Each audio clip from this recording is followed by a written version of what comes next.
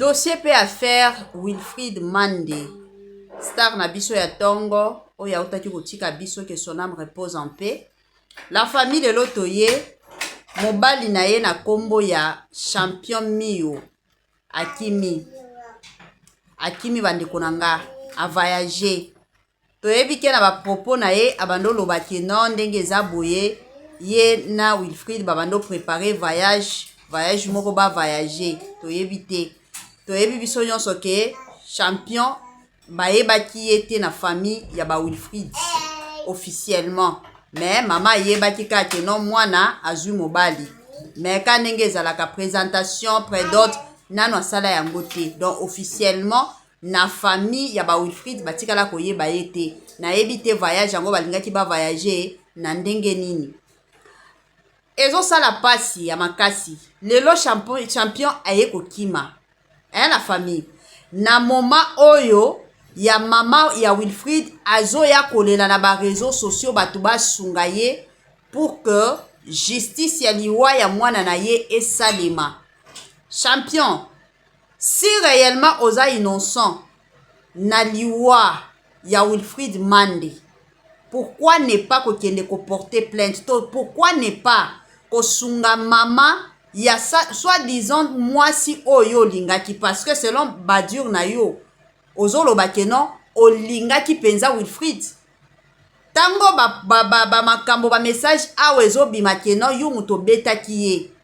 Yo muto betaki ye. Ti otindi camarade na yo oyo aza na moto akende ko déposer na hôpital.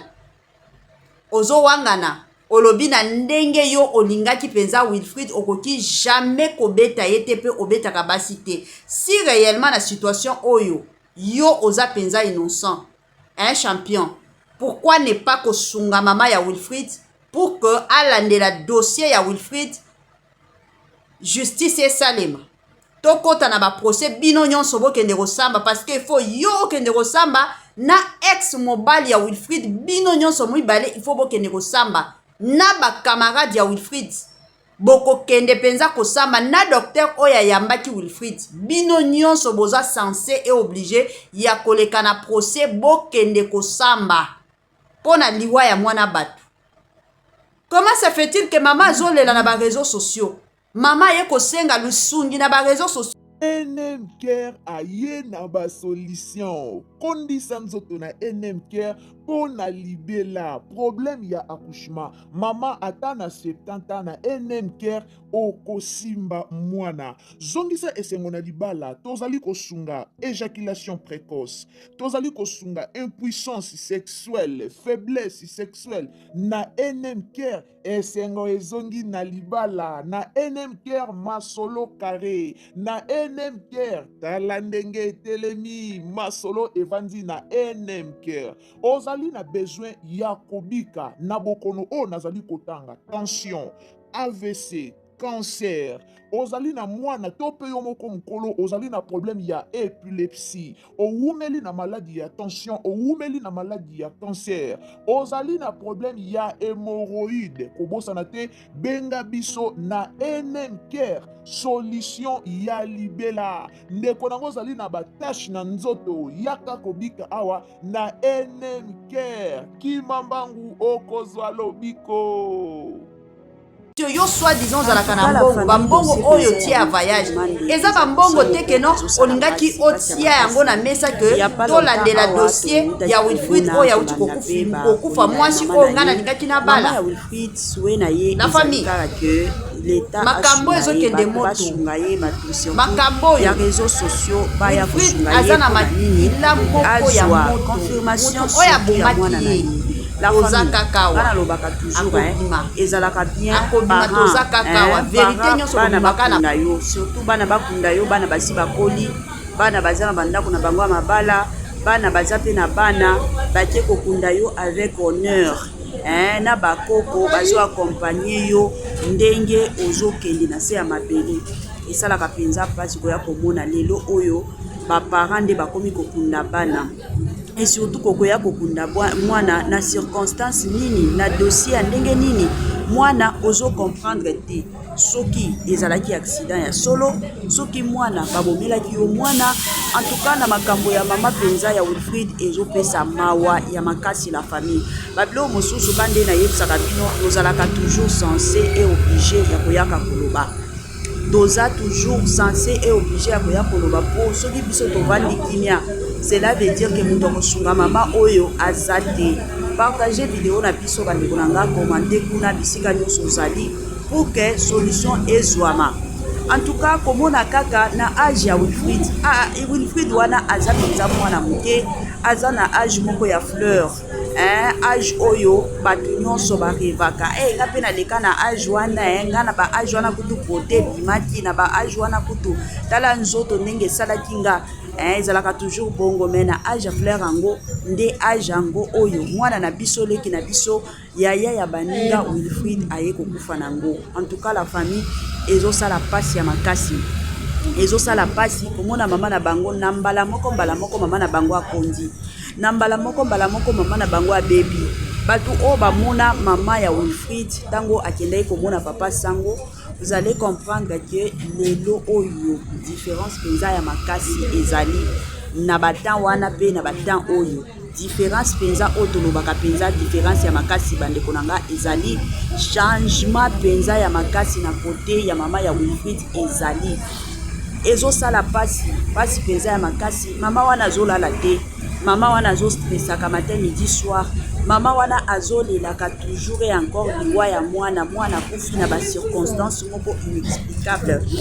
Mwana akufi na baliwa moko bandeko nanga oyo tolobaka te mwana toyoka ta se kolobake moto akufi abelaki moto akufi penza abelaki tokocomprendre ke abelaki mawe asufraki penza na maladi siko akende kopema. Mais kokufa ya Wilfrid kokufa moko eza mystique, kokufa moko eza okokuti comprendre yango te. O baninga bakoya o asalaki accident côté mosusu na hôpital bayeba. Donc hôpital makambo bazopesa na cinquantenaire wana eza nango na sens te, eza na tina penza te. Côté mosusu otali mwana selon explication ya mama na ye, mama na bango alobi tango akende kotala mwana na ye na jour akufaki na jour akende kosokola ebembe. Différence déjà makasi ezalaki. Différence penza c'est comme si betaki mwana pour que ebimaka keno mwana wana asala accident. La famille en tout cas ngana on continue toujours koloba pour na champion mio yo obando se porter garant que non olinga penza Wilfrid. Et aussi oyaki kobimisa ba conversation ya papa ya mwana ya Wilfrid na Wilfrid pona koya kolakisa na mokili ke non yo ozana yo innocent otikala koboma Wilfrid te papa ya mwana nde mutu oyo biso il faut tolandela. Si réellement yo ozomona ke ozo sentir penza ke papa ya mwana ye mutu abomaki Wilfrid totuna na kaka ezaka mutuna pourquoi ozo kende ko porter ye plainte te? Pourquoi ozo landela? Parce que selon yo oza na mbongo selon ndenge makambo ezali yo oza mutu moko oza na bambongo na yo oza mutu moko oza na bambongo na ndenge moko ya kosakana te. Selon yo penza na ndenge eza bongo na ndenge kaka ya cadre bien ndenge ozali boyo oza na bambongo na yo. Selon yo loba nani okoki kokende te na parquet okende kofongola caisse okende kofongola keno na minute okasi bakanga kasi papa ya mwana ya Wilfrid pour que le dossier procès ebanda bato bakende kosamba y compris yo moko okende kopesa ba preuve na yo ya koloba keno je me preuve ba preuve yango wana ka ndingo balola kisango okoki kosala ngo te. Mais au préféré okende ko voyager yango tomona bato ebele baye balobi ke yo champion yo moto oboma Wilfrid obetaki ye.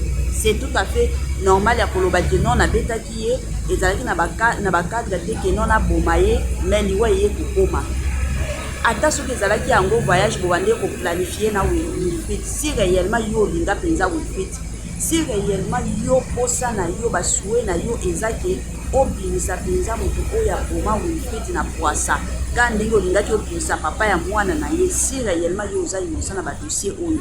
Mais na minute oyo yo moto olingaki osunga mama bolandela dossier oyo ose mpenza ebanda. Comment ça fait-il que yo moko lelo oyo komi kokima, lelo oyo komi kolinga kosala ba voyage, surtout après sortie médiatique ya mama, yo wana yo ozolinga okima, ozolinga okende na yo, ozolinga olimwa, hein? Omona te que non ezo revesele yo, omona te que non ezo revesele yo penza. En tout cas eza pasi babilo mosusu la famille ngana lobaka toujours soki ya kovanda kini ezali to kovanda kini, mais soki ya koloba ezali il toyaka toloba po soki biso tokoloba te nani akoya koloba na place na biso. Mama wana zolela naza mwasi naza na mwana naza na bana la famille kobota nanu kobota zwaka zeni ebanda de 1 mois à 9 mois yo ndo koyeba sikoyo na kobota zemi kaka ya pamba la famille enyokolaka sikotala makambo kobota obanda kokende kobota pasi wana sikobanda kobokola mwana la famille ezalaka facile te, ezalaka facile ata moke te. En tout cas na osenga na communauté na biso toyebi ke bato ebele balandaka biso bolimbisi nanu mpona mwa makelele ya bolimbisi bato ebele balandaka biso na bato oyo bazolanda biso toyebi ke tozalaka na baavoka toza na bajuge oyo balandaka biso. En tout cas soki motema ekutami mpona kokota dossier oyo ya Wilfried, en tout cas bosunga mama ya Wilfried la famille nayoki pasi. Oui bien sûr ebele ya bato babiso nyonso tosala baémission na se rappela na émission moko nalobaki ke Wilfried mingi aye kokufa mpe na balesi ale ya mama na bango.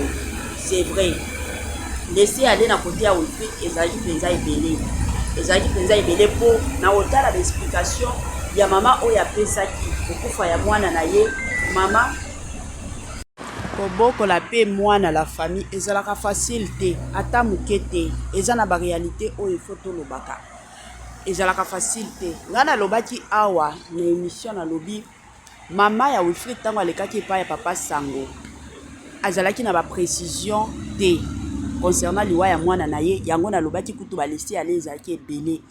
Pourquoi? Parce que ce n'est pas possible yo mama oyebaka bakamarade ya mwana na yo te, ce n'est pas possible. Babiso nyonso tokola bamama na biso bayeba bakamarade na biso, mama na biso bayeba bakamarade, papa na biso ayeba bakamarade po ayebi ke soki mwana na nga aza na ndako koki kozala epai ya bakamarade na ye aokende mbala moko kotuna epai ya bakamarade ayebi ke mwana na nga azalaka na kamarade kingandi, azalaka na kamarade na ye kingandi, kamarade na ye ya sur eza kingandi.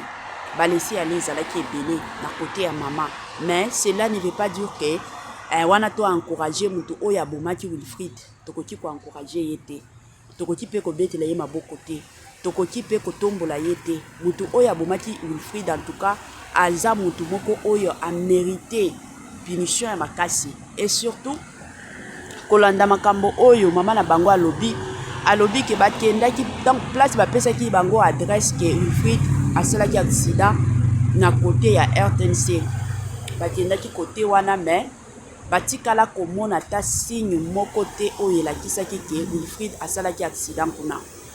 Donc ata signe moko te etikala kozala te ke non yango wana Wilfried asali accident ezalaki te, etikala kozala te. Mais comment ça fait-il que lelo oyo confirmation na hôpital ezo confirmer kaka ke non mwana asali accident? La famille toza na pays oyo makambo nyonso esalamaka na poisa, ezala 0 heure ezala 1 heure. Soki lelo oyo bazobimisaka bavideo ya rebo keno babeta garçon wana NM Care aye na basolution kondisa nzoto na NM Care mpo na libela problème ya accouchement mama ata na 70 ans na NM Care okosimba mwana zongisa esengo na libala tozali kosunga éjaculation précoce, tozali kosunga impuissance sexuelle, faiblesse sexuelle na NM Care esengo ezongi na libala na NM Care masolo carré na NM Care tala ndenge etelemi masolo evandi na NM Care ozali ozali na besoin ya kobika na bokono oyo nazali kotanga tension AVC cancer ozali na mwana to mpe yo moko mokolo ozali na problème ya épilepsie owumeli na maladie ya tension owumeli na maladie ya cancer ozali na problème ya hémorroïde kobosana te benga biso na NM Care solution ya libela ndeko nango ozali na batashe na nzoto yaka kobika awa na NM Care kimambangu okozwa lobiko. Ya sika eye ya kitoko eye batoto ya Katanga batoto ya Lubumbashi Gersh biashara aye na makambo ya sika makambo ya moto makambo ya kilikili kande tobetaka lisolo awa mituka nde mituka oza na posa osomba mutuka kande boyebi benga Gersh biashara bisika mituka ya kalite ya kitoko ba mituka oyo ezotambola na kitoko nyonso ezali kande na yebisaka bino toujours et encore ebele ya batu batekaka mituka ebele ya batu batekaka kalite te mais muke kaka nde batekaka kalite chez Gershom biashara c'est la qualité kande boyebi bandeko nanga ba mituka ya sika ba mituka ya kitoko ba mituka oyo ezotambola na kitoko nyonso soki omati na mutuka oyo yo moko osepeli soki omati na mutuka oyo yo moko oyoki yoka gu tala soin tala sebene mituka kitoko o wapi numero na biso yango wana oza na besoin ya mutuka oza na besoin osomba camion na yo osomba taxi na yo osomba Dubai na yo osomba rosa ba qualité do ba sorte nyonso ya mituka eza nango kaka na Gersh biashara kuna qualité kuna biloko kitoko kuna biloko ya mafuta kande bomona awa Gersh biashara Tokos Gersh biashara c'est la qualité Gersh biashara bisika masolo ya kitoko